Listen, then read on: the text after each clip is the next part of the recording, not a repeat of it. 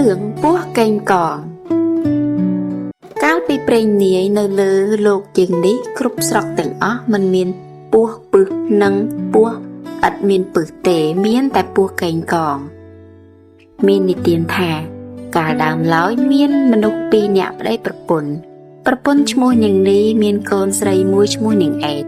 ប្តីនោះទៅជួញអង្កាំបាត់ជាយូរអង្វែងថ្ងៃមួយអស់បងប្អូនចិត្តខាងគេបបួលគ្នាទៅរកអស់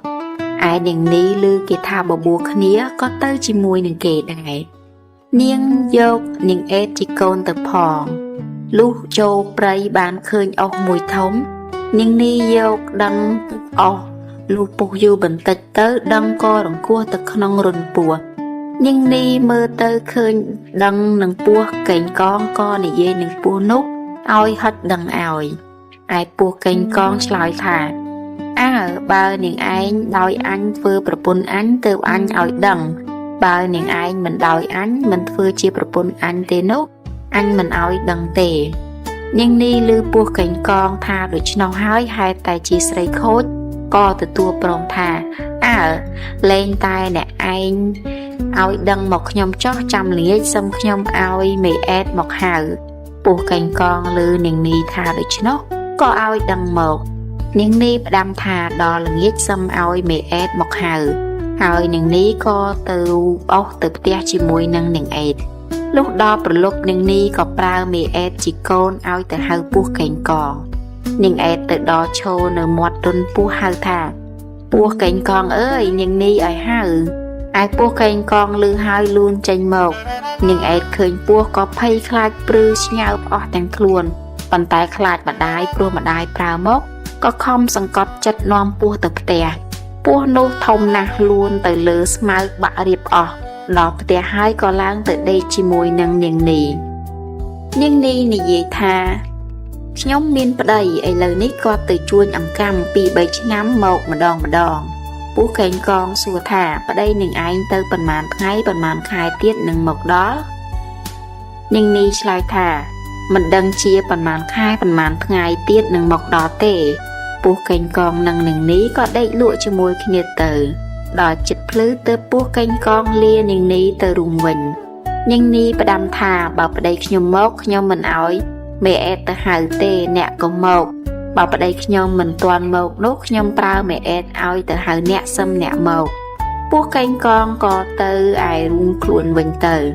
រាល់តែល្ងាចនាងនីប្រើមេអេតឲ្យទៅហៅពោះកេងកងនាងអេតខ្លាចម្ដាយក៏ទៅហៅតាមពាក្យម្ដាយប្រើប៉ុន្តែក្នុងចិត្តខ្លាចពោះនោះណាស់ត្បិតពោះនោះធំណាស់ហើយវែងផងមួយទៀតក្នុងចិត្តខឹងត្បិតម្ដាយមានសហាយនឹងពោះនាងអេតទៅដល់មាត់ទ្រូងហើយហៅថាពោះកេងកងអើយនាងនីឲ្យហៅពោះកេងកងឮក៏លួនចេញមកហៅឆ្លើយថាអេតអើយថាអញមិនទៅឪពុកអេតនៅកាត់ក្បាលអញដាច់នាងអេតឆ្លើយថាពុកអញទៅជួញអង្កាំពី3ឆ្នាំមិនទាន់មកដល់ពោះកេងកងឮនាងអេតប្រាប់ដូច្នោះក៏លួនចាញ់អំពីរុនហើយចេះតែទៅមកតែសប្តាហ៍ថ្ងៃនាងនីសហាយនឹងពោះកេងកងទាល់តែផើមលុះយូរបន្តិចទៅប្តីនាងនីមកពីជួញអង្កាំវិញឃើញនាងនីពោះធំនឹកសង្ស័យក៏សួរនាងអេតជាកូននាងអេតប្រាប់ឪពុកថា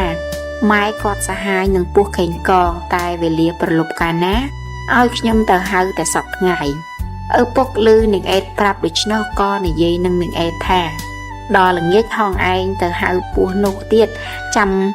អញចាប់វានៅមាត់ទ្វារហើយហងឯងកុំឲ្យម្ដាយហងឯងដឹងឯនាងអេតលុះដល់ប្រលប់ក៏ទៅហៅពោះកេងកងថាពោះកេងកងនាងនីឲ្យហៅពោះកេងកងឮហើយឆ្លើយថាអេតអើយថាអញមិនទៅឪពុកអេតនៅកាត់អញដាច់នាងអេតឆ្លើយថាឪពុកអញទៅជួញអង្កាំពី3ឆ្នាំមិនទាន់មកដល់ពោះកេងកងឮនាងអេតប្រាប់ដូច្នោះស្មានថាឪពុកនាងមិនទាន់មកពីជួញអង្កាំមែនក៏ទៅដូចសប្តាហ៍ថ្ងៃឯពុកនាងអេតកាន់ដាវពួននៅមាត់ទ្វារចាំកាប់ពោះកេងកងលួនចូលក្នុងទ្វារបន្តិចឪពុកនាងអេតកាត់កដាច់ហើយកាត់មួយកំណាត់ខាងកន្ទុយយកទៅដាក់លើស្កាមួយកំណាត់ខាងក្បាលយកទៅទុកលើមេឃពុត្រាឯកណ្ដាលខ្លួនឲ្យនាងអេតយកទៅពន្លះពន្វាត់ស្បែកចោល ហើយផ្ដាំនាងអេតថាកុំឲ្យម្ដាយហងឯងដឹងតែត្រូវទឹកសាច់ស្លឲ្យម្ដាយហងឯងស៊ីឪពុកនាងអេតក៏លាងឈាមពោះជ្រះអស់មិនឲ្យមានសល់ឯនាងនីពុំបានដឹងជាប្តីកាប់ពោះសហាយស្លាប់ទេព្រោះពេលនោះនាងនីមិននៅទៅសួរបងប្អូននៅផ្ទះឆ្ងាយលុះព្រឹកឡើងនាងអេតយកសាច់ពោះមកស្លឲ្យនាងនីជាម្ដាយស៊ីនាងនីឃើញសម្លខ្លាញ់រលើបទាំងចានទាំងឆ្នាំងក៏សួរនាងអេតថាបានសាច់អ្វីស្លមេអេតនាងអេតប្រាប់ថាសាច់ជ្រូកនាងនីគិតស្មានថាសាច់ជ្រូកមែន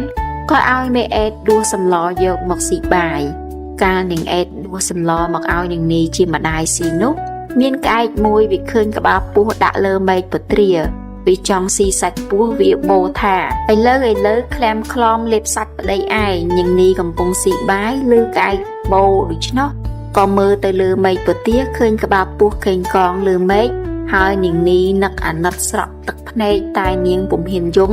ព្រោះខ្លាចប្តីដែលអង្គុយស៊ីបាយជាមួយគ្នា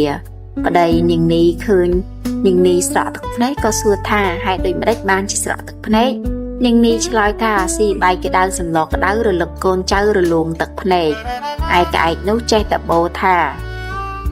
ឥឡូវក្លែមខ្លំលេបសាច់ប្តីឯងក្បាលដាក់លើដើមពត្រាកន្ទុយដាក់លើស្កានាងនីមើលទៅលើស្កាឃើញកន្ទុយពោះកេងកងលើនោះឯប្តីនាងនីដឹងថាប្រពន្ធសហាយនឹងពោះកេងកងពិតប្រាកដហើយក៏នឹកភ្នោក្នុងចិត្តខឹងចង់សម្លាប់នាងនីប៉ុន្តែពើមិនឲ្យនាងនីដឹងខ្លួនដល់នាងនីផើមចាស់ផ្ទៃនិងចិត្តសម្រាប្តីក៏បបួលទៅកក់សក់នៅមាត់បឹងលុះដើរទៅដល់មាត់ដឹងប្រាប់ប្រពន្ធថាទៅទៀតឲ្យឆ្ងាយពីស្រុកគេយើងនឹងទៅកក់សក់លេងឲ្យសប្បាយតែ2នាក់ម្ដងនាងនីមិនដឹងខ្លួនថាប្តីសម្លាប់ស្មានថាប្តីនាំទៅកក់សក់មែនក៏ដើរចូលទៅក្នុងព្រៃឆ្ងាយទៅលុះឃើញកំពង់មួយរៀបស្អាតវាល្អប្តីប្រាប់ប្រពន្ធថាកំពង់នេះរៀបសប្បាយយើងនឹងឈប់កក់សក់នៅទីនោះចោះឯនាងនីមិនដឹងខ្លួនជាប្តីគិតសម្លាប់ក៏អង្គុយកក់សក់នៅមាត់ច្រាំងប្តីនោះក៏ហូតដើរកាប់នាងនីពីក្រោយខ្នងមិនឲ្យដឹងខ្លួនដាច់ពាក់កណ្ដាលខ្លួនស្លាប់ទៅពេលនោះឃើញសត្វតែកូនពស់លួនចេញអំពីពោះនាងនីមកប្តីនាងនីក៏កាប់កូនពស់នឹងដាវខ្លះកាប់មិនទាន់ក៏លួនចូលទៅក្នុងក្រហែងដីខ្លះមុជក្នុងទឹកខ្លះចូលទៅក្នុងព្រៃព្រោះហេតុនេះបានជាមានពស់ច្រើនបែបច្រើនយ៉ាងមកដល់ឥឡូវនេះតែតែសម្រាប់អប់រំពិចារណានៅក្នុងគ្រឿងឃ្លាតឆ្ងាយណាយចិត្ត